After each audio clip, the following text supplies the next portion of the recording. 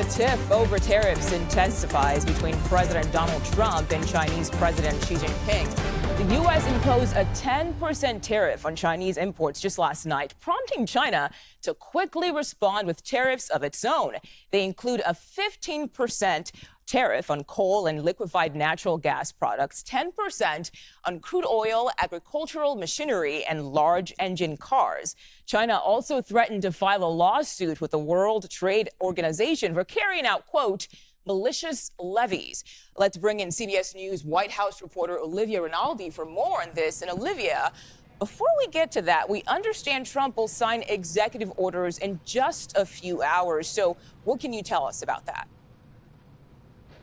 Yeah, Mugo, we have some breaking news about that coming in just now. We know he's signing executive orders later today around the 2 p.m. hour, but we have some reporting on what exactly he is signing. I want to read this off to you. We know he's going to be signing executive orders about withdrawing the U.S. from the United Nations Human Rights Council. He's also going to be cutting funding, U.S. funding, for the UN Relief and Works Agency for Palestinian Refugees. Now, this is not happening in a silo. This is happening because Trump is meeting with Prime Minister Netanyahu today. That's the Israeli Prime Minister. And there's been criticism from the Human Rights Council of Netanyahu and some of Israel's actions in Gaza throughout the duration of this war. And he's also been very critical of the UN Works Agency for Palestinian Refugees. This is something that Trump has criticized for their handling of issues around Palestinian refugees as this war has gone on. So important executive orders that Trump is signing today, particularly coinciding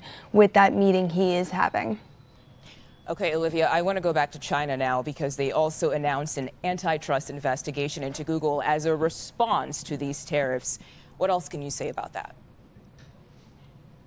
Yeah, this tit for tat on tariffs is continuing. It's important to note that the tariffs from the first Trump administration continued under the Biden administration. So this is an additive tariff on top of that. It's a 15%, or rather, China is now firing back at the U.S. for these tariffs that went into effect overnight. So China is now levying a 15% tariff on coal and liquefied gas that is imported, as well as 10% tariff on crude oil, agricultural machinery, large engine cars, as you mentioned, all of those sorts of cars from Chevy and Ford that get sold in China. Also on Google, it's important to note that their state administration for market regulation said they're investigating Google for antitrust laws and breaking them. The important thing to note here is that Google is not widely used in China. They're one of those tech companies that is sanctioned because they're a Western tech company, and they don't allow China to place censorship requests on their usage there. So it's interesting that they decided they will be investigating an American company on top of these tariffs and perhaps signaling in the future that they're open to more of those investigations or perhaps restrictions on American companies' use in China rather than going on this tit for tat for tariffs. Okay, we also have our eye on Trump's meeting with Israeli Prime Minister Benjamin Netanyahu. That's scheduled for about 4 p.m. Eastern time at the White House. Do we know more about what the two are set to discuss there?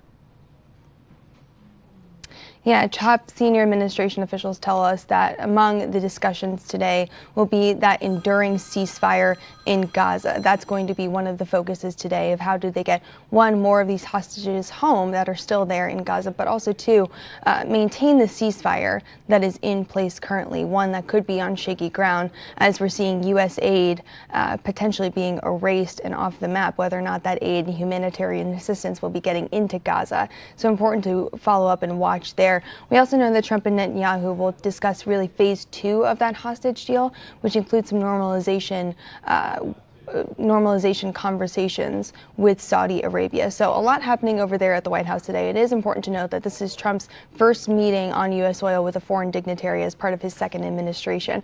As you'll recall, his first phone call was with Saudi Arabia's crown prince. So this kind of tells you what his objectives are when he's looking at the U.S. stage and who he's interested in shoring up relationships with, particularly Israel and Saudi Arabia at this precarious moment, really, on the world stage. Yeah, definitely a lot happening at the White House today. Olivia, we want to continue to follow another story here. This is about Secretary of State Marco Rubio's first international trip.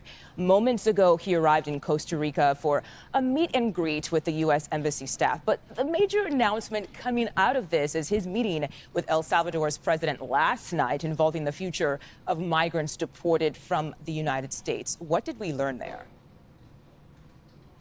Yeah, it was a bit of an extraordinary announcement we heard from Secretary Rubio coming out of that meeting with the El Salvadorian president, that they will now be housing violent criminals from the U.S. in El Salvadorian prisons. So really interesting announcement. I want to read a part of what Rubio said, Secretary Rubio said, where he said that the president has agreed to accept for deportation any illegal alien in the United States who is a criminal from any nationality, be they MS-13 or Tren de Aragua, which is the violent gang that President Trump has targeted for mass deportations. He says that the president has offered to house in his jails dangerous American criminals in custody in our country. He says it's the most unprecedented and extraordinary migratory agreement anywhere in the world. And then he called it an offer of friendship. So important to note there that some of our relations with El Salvador are being mended in an interesting way. I don't believe there's any agreement like this on earth where criminals of one country are being housed and deported there from another, particularly between the U.S. and El Salvador. This is a really interesting turn of events as we are watching this very closely. Yeah, interesting indeed. I know you'll keep your eye on that for us. Olivia Rinaldi, thank you so much for your time today.